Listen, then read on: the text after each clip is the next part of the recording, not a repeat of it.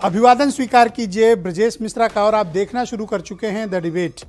बहनों भाइयों, समाजवादी पार्टी और प्रगतिशील समाजवादी पार्टी दोनों का गठबंधन हो गया है। इसे आसानी से यूं समझिए कि अखिलेश यादव और शिवपाल यादव अब एक ही पार्टी में हैं। शिवपाल ने अपनी पार्टी का समाजवादी पार्टी में विलय कर लिया। ये घटना कल की है, लेकिन कल इलेक्शन के शोर के चलते ये बड़ी खबर दब गई। आज हम परिचर्चा इस विषय पर करेंगे कि जब ये दोनों चाचा भतीजा मिले हैं तो उत्तर प्रदेश की राजनीति में क्या परिवर्तन होगा। क्या ये दोनों मिलकर बीजेपी के लिए कोई बड़ा खतरा है या फिर बीजेपी की राह आसान है। अब अखिलेश यादव पहले के मुकाबले ताकतवर हुए हैं या फिर शिवपाल यादव का नेतृत्व भी उन्होंने स्वीकार किया है। क्या है आज हम इस मुद्दे पर बात करेंगे और समझने की कोशिश करेंगे कि शिवपाल यादव एक उभरती हुई ताकत और राजनीति में उनकी पुनर्वापसी, वो भी दमदार तरीके से, इसके मायने क्या है। बहनों भाइयों, शिवपाल यादव ने ढोल नगाड़े के साथ, बड़ी आवाज़ के साथ, थंपिंग आवाज़ के साथ राजनीति में अपनी पुनर्वापसी की है, दोबारा से वापसी की है। 65 साल की उम्र में शिवपाल यादव ने एक बड़ा करिश्मा करके दिखाया कि डिंपल यादव को 2,88,000 वोट से जितवा कर भेजा। शिवपाल यादव सामान्य तौर पर यह माना जा रहा था कि जब से 2018 में उन्होंने अपनी पॉलिटिकल पार्टी बनाई है तब से वो कमज़ोर होते गए। उनकी राजनीति में पहचान भी कमज़ोर होती गई और उनको मिलने वाले जनमत और सीटें भी लगभग ज़ीरो के कगार पर खड़ी थी। और ये माना जा रहा था कि शिवपाल यादव राजनीति के हाशिए पर चले गए हैं और धीरे धीरे उनकी राजनीति खत्म हो रही है। लेकिन बहनों भाइयों, 2022 के मैनपुरी उपचुनाव ने शिवपाल यादव की राजनीति में पुनर्वापसी की बड़े दमदार तरीके से। उनको इमर्जिंग ही नहीं, इमर्ज्ड हुआ एक बड़ा समाजवादी लीडर अब स्वीकार किया जाने लगा। और बीजेपी ने भी माना कि शिवपाल यादव की क्षमता थी कि मैनपुरी को उन्होंने परिणाम को एकदम रॉकेट जैसी ऊंचाई दे दी।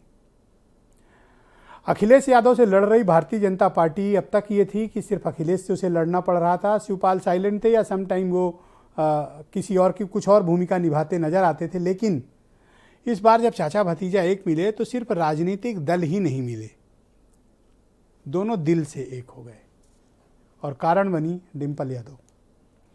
डिंपल यादव ने चाचा भतीजे के बीच से वो कांटा हटा दिया जिसकी वजह से वो सारी समस्याएं थीं। और चाचा भतीजा के बीच मनभेद और मतभेद, राजनीतिक भेद दोनों थे, तीनों थे। लेकिन डिंपल यादव ने बड़ी आसानी से उस कांटे को हटा दिया।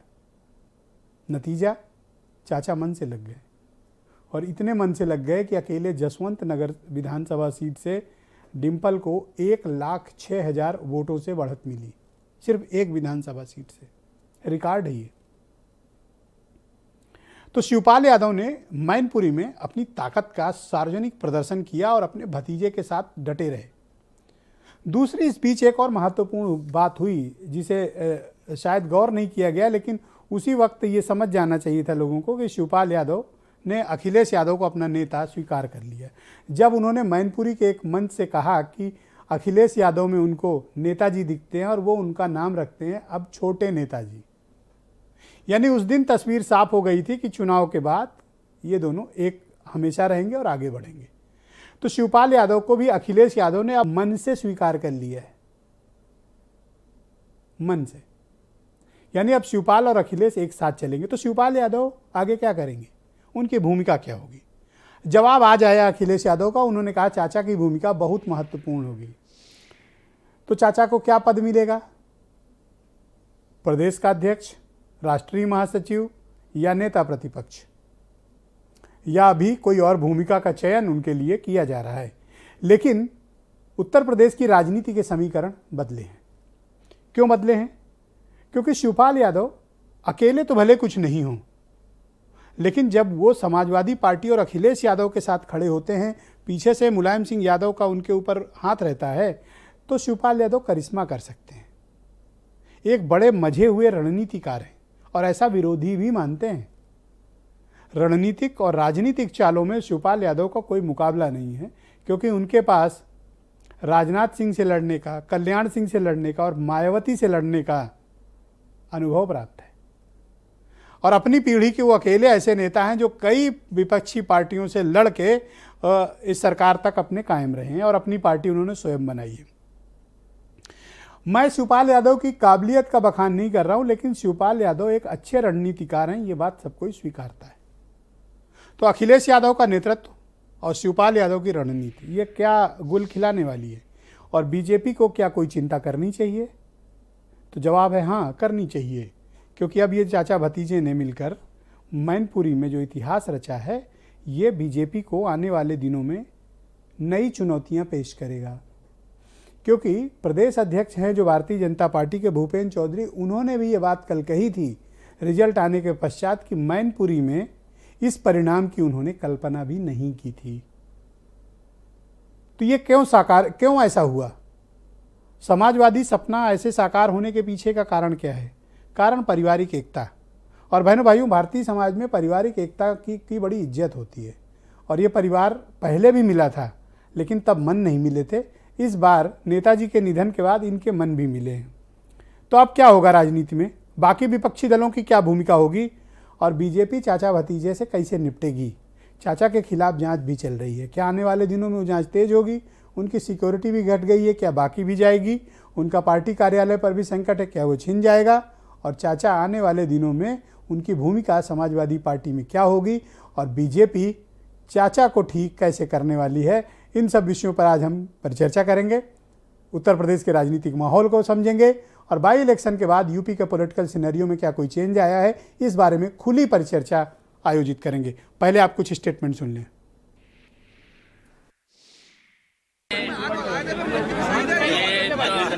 कुछ अपेक्षा नहीं है, लेकिन हम लोग एक रहेंगे। और जो भी जिम्मेदारी मिलेगी उसे बखूबी से निभाएंगे और 2024 में भारतीय जनता पार्टी को हटा करके रहेंगे। मैं बधाई देना चाहता हूं आदरणीय शिवपाल सिंह यादव जी को, जो राष्ट्रीय अध्यक्ष थे अपने दल के। उन्होंने आज समाजवादी पार्टी में आने का काम किया है, साथ हैं हमारे।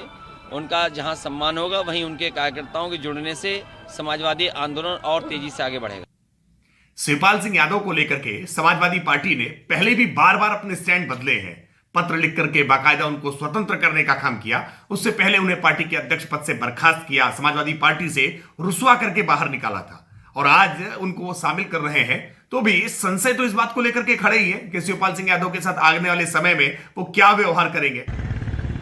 कांग्रेस पार्टी जब लोग मिलते हैं तो प्रसन्न होती है।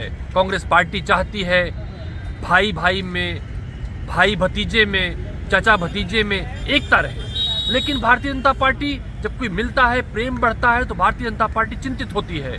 तरह तरह के बयान देकर उसे अपमानित करने का काम करती है। भारतीय जनता पार्टी की तोड़ोनीज से अब देश आगे जा रहा है। धीरे धीरे भारतीय जनता पार्टी पूरे देश में गुजरात तक सिमट कर रह जाएगी।